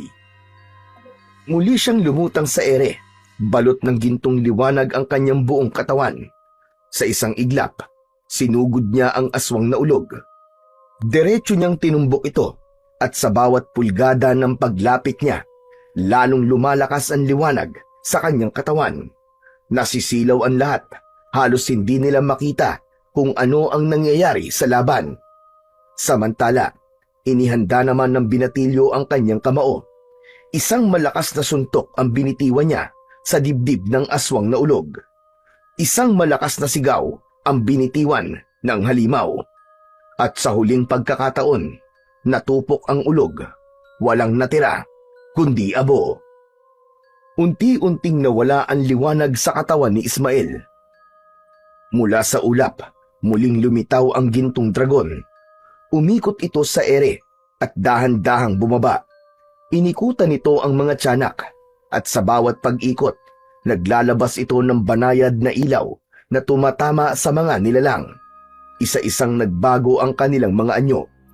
Mula sa anyo ng nakakatakot na nilalang, naging tila mumunting anghel sila na may mapayapang mga muka. Napaiyak ang lahat ng mga nanay at tatay ng baryo. Hindi nila napigilang lumapit at panoorin ang mga kaluluwang unti-unting humihiwalay sa mga katawan. Isa-isa silang sumakay sa likod ng dragon. Tahimik ang lahat habang tumataas ang dragon. Dala-dala ang mga kaluluwa ng mga sanggol. patungo sa langit. Ayon sa paniniwala ng mga matatanda noon, ang dragon ay isang uri ng espiritu na tagahatid ng mga kaluluwa sa mas magandang lugar. Nang tuluyan ng nawala sa paningin ang dragon, sama-samang inilibing ng mga taga-baryo ang mga buto at labi ng mga sanggol. Inilagak nila ito sa maayos na libingan, dinasalan at nagsindi ng kandila bilang pamamaalam. Pagkatapos nito ay naglakad-lakad si Ismael kasama ang mag-asawang Celia at Tonyo. Hinahanap nila si Elisa, isang matandang babae na naninirahang mag-isa sa kubo. Malayo sa mga kapitbahay ang tumawag sa kanila. May kapansanan nito sa paa at halatang hirap na sa katawan. Sinabi nitong nasa kanya ang bata. Nagulat naman ng mag-asawa. Lumapit sila at nakita ang kanilang anak na ligtas. Kwento ng matanda, nakita niyang naligaw sa lugar niya ang bata. Agad niya itong pinatuloy sa bahay para alagaan habang wala pang naghahanap. Humingi ito ng tawad sa mag-asawa dahil hindi nito naisoli ang bata sa kanila dahil hirap siyang maglakad. Agad na nagyakap ang pamilya at nagpasalamat ang mga ito sa matanda. Mula ng araw na yon, nagbalik na ang katahimikan sa baryo. Nag-iba na ang tingin ng mga tao kay Ismael. Hindi na siya itinuring na malas. Madalas na siyang purihin ng mga tao. Niyayakap siya ng mga bata at tanggap na siya ng lahat. Nagbago na rin si Mang Tonyo. Nagsimulang lumambot ang puso niya at inamin ang kanyang mga pagkukulang. Hindi nagtagal, inampun nila ni Aling Celia si Ismael at itinuring bilang isang tunay na anak. Masayang masaya si Ismael sa lahat ng mga nangyari sa kanyang buhay. Tuwing gabi, palagi niyang tinatanaw ang langit sa direksyon kung saan umakyat ang gintong dragon. Palagi siyang nagpapasalamat dito at palagi niyang ipinagdarasal na sana nasa magandang lugar na din ang mga kaluluwa ng mga bata at ni Lolo Berting. Sa lahat ng mga kababalaghang nangyari sa kanilang lugar, may natutunan doon ang mga tao. Natutunan nilang ang pagmamahal ay may kapangyarihang baguhin ang puso ng kahit na sinong nilalang, tao man o halimaw. Simula noon, naging mas bukas ang mga taga-baryo sa isa't isa. Mas naging matatag ang samahan nila. Hindi na nila hinuhusgahan ang mga tao base sa pinanggalingan, itsura o katayuan sa buhay. Natutunan nilang makinig, magmahal at magpatawad.